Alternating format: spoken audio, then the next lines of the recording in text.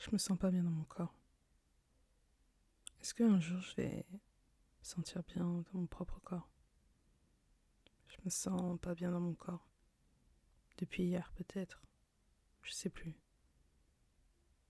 Est-ce qu'un jour je vais me sentir bien dans ma tête? Car les deux sont liés. Comment se sentir bien dans son corps si on ne se sent pas bien dans sa tête? Je me sens pas bien dans mon corps. Au cours de ta vie, tu te demanderas sûrement comment faire pour te sentir mieux.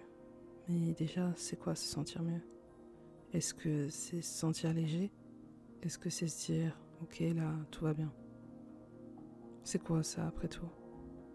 En vrai, c'est propre à chacun. Et on aura tous une définition différente. Mais attends, je te propose de faire un petit retour en arrière. J'ai pas le souvenir de m'être connue à un moment où je me sentais bien dans mon corps, en fait. Jamais. Peut-être lors de l'école primaire. Mais les souvenirs sont trop loin pour que j'en sois totalement sûre. Au collège, on se compare avec les autres. J'étais plus grosse que la moyenne, alors que j'étais déjà très mince. J'ai encore ces souvenirs de moi où je regardais les ciseaux et que je me disais que ce serait plus simple si je les prenais et que je coupais l'excédent de mon ventre. Sans me rendre compte peut-être que j'y vivais en réalité la période la plus simple de ma vie. Vient le lycée, je fais une nouvelle rencontre. De ce qui sera plus tard sans le savoir, mon groupe d'amis définitif. Du moins, définitif pour le moment.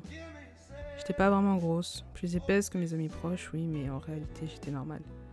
Mais ça encore à ce moment-là, je me rendais pas forcément compte. Je devais déjà perdre du poids, mais en même temps mon corps me dérangeait pas plus que ça. Disons que à ce moment-là, si je perdais, c'était cool. Si je perdais pas, c'était pas vraiment grave. Puis tout ça a commencé à devenir plus compliqué.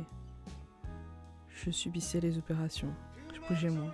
18 ans, hospitalisation, perte d'un ovaire, état déprimé, je mangeais plus. Puis j'ai recommencé à manger. Et j'ai pris du poids, beaucoup plus. Je retourne à la salle de sport. Et étonnamment, plus je me donne, plus je prends du poids, comme pour compenser. Mes connaissances augmentaient, le chiffre sur la balance aussi. Il y a quelque chose qui allait pas.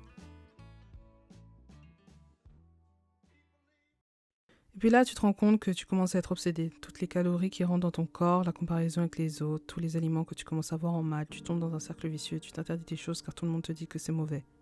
Tu commences à faire des choses que tu détestes car tout le monde te dit que c'est bien.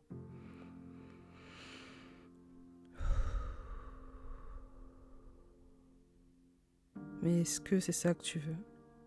Est-ce que tu veux que ça soit à ça que ta vie ressemble? N'as-tu pas envie de t'écouter toi pour une fois? C'est comme un démon et un ange sur tes deux épaules qui se bagarrent pour savoir qui a raison et tu te retrouves entre les deux, le cul entre deux chaises, le plaisir ou le droit chemin. Mais les deux ne peuvent-ils pas se lier en un? Ne pouvons-nous pas marcher main dans la main? Dois-je toujours être tiraillé entre l'un et l'autre? Les larmes peuvent couler, tu n'es pas assez, tu ne comprends pas, tu n'y arrives pas. Tu n'y arriveras jamais. Mais comment faire? Bien sûr que parfois il va falloir faire des sacrifices, bien sûr que parfois il va falloir se tenir. Chaque objectif, chaque rêve, chaque chemin à prendre ne se fait pas sans mal. Sinon la vie serait bien trop simple. Mais est-ce que tu dois te sentir mal lorsque quand tu ne vas pas bien, tu as tout simplement envie de manger une glace? Est-ce que je peux pas prendre un jour off quand je suis au bout du rouleau, fatiguée par un ami, un copain, le travail? Est-ce que je ne peux pas prendre du plaisir en mangeant des légumes aussi? Pourquoi on me montre que les aliments bons ne le sont pas forcément en bouche? Est-ce que je dois toujours me culpabiliser? Toujours me dire que je ne suis pas assez? Est-ce qu'un jour, je vais juste pouvoir vivre?